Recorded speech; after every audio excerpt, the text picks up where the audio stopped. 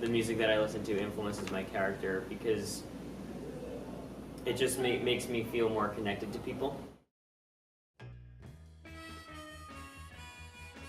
It all started in 1963 when the Beatles released their first hit single, Please Please Me. They then conquered America with I Want to Hold Your Hand. Beatlemania was a pandemic and teenagers everywhere were feeling it. While the music rebelled against the generic pop sound, girls and boys abandoned themselves for hysteria. Teenagers developed the tune in, turn on, drop out motto. They rebelled their alcoholic parents and developed a lifestyle based around peace, love, and hippies. Because of their new attitudes towards life, parents labeled the Beatles the horsemen of the apocalypse. However, this Armageddon was anything but. Beatlemania was the start of the youth becoming the voice of the century.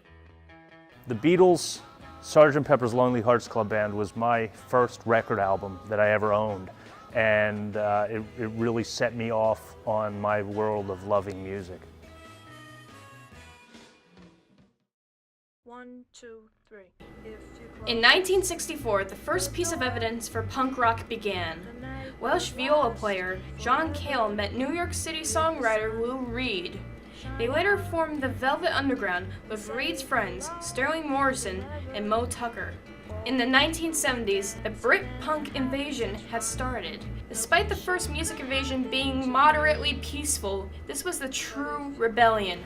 Punk and hardcore went against formalities, consistently spraying nonconformist views.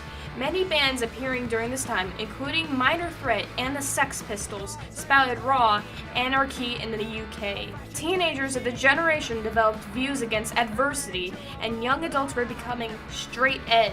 Anarcho-punk's main goal was to deconstruct authority, and the bands wanted the youth to develop a do-it-yourself ethic in order to get their agenda across.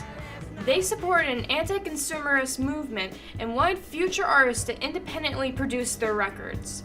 They figured the less going to the corrupt government system, the better. Many punk bands, such as Crass, wanted to spread awareness of the environment and animal rights. These bands started ecological punk.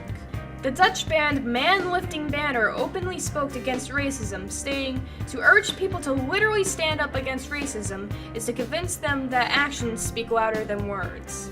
Although punk was a rather open-minded and inclusive scene, sexism was still very much alive until the 1990s.